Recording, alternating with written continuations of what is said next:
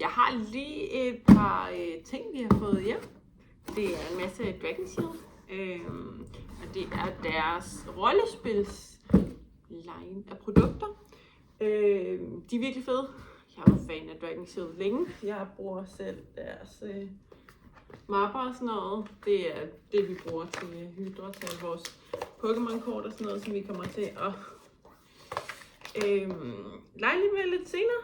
Det kommer der også nogle muligheder om, men det, vi tager lige en ting ad gangen. Så jeg vil lige vise jer nogle af de her Dragon Shield ting, som vi har fået til, når vi skal afholde alle vores rollespilsarrangementer. Og det er mega fedt, for de har faktisk virkelig gode produkter til det også. De ser mega godt ud, og så er der rigtig mange af dem, der kan bruges til rigtig mange ting. Vi har den her, en af mine yndlings, også fordi den er grøn og meget druideagtig, og det kan jeg godt lide. Det er faktisk ikke noget af det, vi fik af dem. Det er bare en af deres ting også, fra deres rollespilslinje, som jeg bare selv bruger. Jeg bruger den, det er mega fedt, fordi der er til, at du kan holde øje med dine spellslots. De kalder det et spell codex. Vi har fået et par af dem med nogle andre farver også. Men ja, så bruger du den ligesom til dine spells, og holder øje med, hvor mange spells du har brugt. Der følger også kuglepenner det hele med, som ligesom, eller en tus, som passer til, og du kan skrive noter herom og sådan noget, så er det til dine spellbook cards. Jeg bruger den til deres mega cool dragekort lige for tiden. Men du kan bruge dem til hvad du vil. De passer også til sådan magic størrelse og sådan noget, så man kan også bruge dem som en ekstra cool. Det her er min seje magic eller Pokémon kort. Og det er så clearly det jeg gør med nogle af deres mapper. Nu må jeg ikke fortælle dem, men altså, ja. Så vi har fået sådan nogle Dice Companion hedder den her.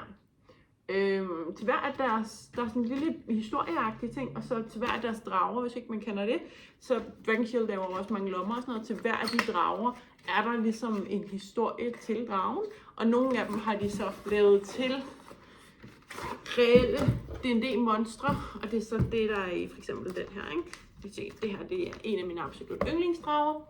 Så kan man sige, så har hun et navn, som jeg selvfølgelig ikke kan udtale, og så bagpå, der har vi alle hendes rollespils stats. Så det er mega fedt. De er med at lave dem til rigtig mange af deres drager, og jeg gemmer måske en lille smule på dem alle sammen, så jeg har ret mange i den grønne her. Men ja, de er mega gode. Men de har mange flere fede ting. Der er sådan en dice companion. Jeg ved ikke, om den vender rigtigt, om der er nogen op og ned. Alle deres produkter er sådan magnetiseret, så de lukker via magnet, og det er bare virkelig rart. Så er der ikke noget velcro, der går i stykker efter noget tid, eller noget som helst, det virker bare. Følger sådan en lille fly med. Og igen, der kan man se her, Botan, en drage, får nogle stats med på bagsiden af den. Og så lidt en trials. Det er sådan lidt et adventure, du kan gennemgå faktisk, så du får vildt meget fedt med os, som ikke kun er af selve deres dice ting, ikke? Så er der en lille oversigt over alle deres rollespilsprodukter.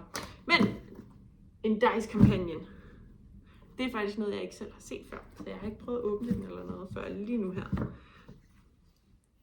Den er god. Okay, så når du åbner den, så har du selvfølgelig, det er et dice tray. Det er et virkelig godt dice tray.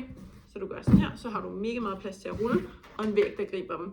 Så har du den her, som du kan sætte på, og så kan du ligesom, ja, du kan også lave en væg til den, eller du kan holde dine ting adskilt, så du kan også have minis, og så, miniature herover og dice herover, eller hvordan du så end vil gøre det. Den er faktisk mega cool. Det er som sagt faktisk, at jeg prøver at åbne den. Den her, den kender jeg. Player Companion, ja, sorry, mit tårn er ikke lige så pænt, men altså. Nå, Player Companion, og den kender jeg, fordi vi bruger den, men ikke til D&D. Vi bruger den til Warhammer, hvor den faktisk er virkelig, virkelig god. Fordi,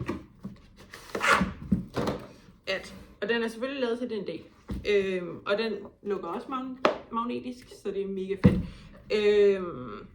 Indeni har du igen en af dem her med noget historie og noget på, men det vigtigste er jo det her rum, ikke? Der kan du gemme alle dine ting ned i. Den er selvfølgelig lavet til D&D, så det er meningen, du skal gemme dice og alt muligt. Og der er også en her til at skrive heroppe, til hvis du sætter dit character sheet ind. Så når man skal skrive liv og sådan noget, så behøver du ikke ødelægge dit papir. Det er i hvert fald et problem, jeg kender til. Men den er lige så god til Warhammer, fordi du har Dice Tray, der er plads til et codex, eller til D&D er der plads til de sådan almindelige generelle bøger. Du har plads til dine dice, om du spiller D&D eller Warhammer. Du har plads til dine tokens. Du har plads til, hvis du er player, og det er jo en player companion, så har du plads til din figur også hernede og sådan noget. Jeg vil ikke foreslå, at du prøver at cramme en kæmpe stor figur ned i. Men i hvert fald, player characters kan du sagtens have med, ikke? Så er den god til både til Warhammer eller til D&D, fordi den har det her oppe, fordi du kan skrive, så du kan holde styr på, hvor mange point du har fået og sådan noget, hvis det er Warhammer, og hvis det er D&D, så er dit liv og sådan noget, ikke? Så det er bare et ret godt produkt, lige meget hvad, altså. Og så er de bare mega fede i designet, alle sammen. De har det her matte look, men de har gjort det mega stilrent, altså. Det må man bare give dem. Lige næste. Fordi den her er faktisk noget, jeg heller ikke har prøvet selv at have. Men det er en Game Master Companion, så der er lige lidt ekstra med. Og vi har fået den i den her koksgrå farve, den kan fås i rigtig mange andre farver. Men jeg er faktisk glad for, at de sendte den koksgrå. Og så har jeg lige hørt fra Dungeon, at de kommer med mange af dem også i sådan en Midnight Blue, som virkelig også er fed. Men det er ikke udkommet nu. Jeg ved faktisk ikke præcis, hvornår det kommer. Jeg skal lige finde ud af, hvordan man åbner den her. Som sagt har jeg ikke selv haft sådan en. Igen. Magneter. Det er smart. Okay. Jeg er sikker på, at jeg åbnede det her forkert. Okay, så du har en Dungeon Master screen. Og igen med det her fede matte look indeni. Du har, så du kan sætte whatever fast papir og sådan noget. Og her i er der også sådan, så du kan sætte A4 og sådan noget ned i. Du kan også sætte din telefon. Det er smart. Det er faktisk rigtig smart. Nå, den er fed. Og igen, også på det. Det er fandme fedt. Okay, så er der. Igen. Og det er så med sådan en lille historie om dragen og nogle stats indeni. Det er fedt til den del, altså. Roleplaying. The adventure begins with us. Det er næsten det samme slogan som vores jo. Så det kan kun blive godt, ikke? Den lille oversigt over, hvordan man rent faktisk, hvordan det er meningen, man skal bruge den. Hvis man lige vil se det. For jeg har helt sikkert allerede gjort noget forkert, hvis man spørger derude. Selve kassen. Det er fandme fedt. Der er masser af plads. Jeg troede, det var sådan skum, de havde fyldt ud, fordi det har de gjort med de andre. Men det er rent faktisk, så du har plads til dine figurer. Det dufter også godt. Okay. Det er fedt. Og så er der, og der er sådan en her, som du kan binde rundt om, for at sørge for, at det ikke falder fra hinanden. Hvis nu, at sådan magnetismen ikke er nok, hvis du nu er meget voldsom ved dine ting. Det er fedt. Og så er der større huller, fordi som GM har du brug for at kunne sende større ting i hovedet på dem. Og så er der de her, som jeg vil vædde med, at de passer rigtig godt i DM-screenen. Så kan du skrive noter på den og sætte dem ind. Tror du ikke? Det passer. Så kan man bruge langt mindre papir, eller langt mindre computer til dem, der er ligesom mig, og ikke kan lide at GM med en computer foran sig. Det er fedt. Okay, den var bedre gennemtænkt, end jeg havde troet faktisk. Og det siger ikke så lidt, fordi jeg forventer faktisk relativt høj kvalitet fra Dragon Shield generelt. Det er fedt. Og der er en masse af dem, så du kan også give dem til dine spillere som sådan en, som sådan en note med you are cursed.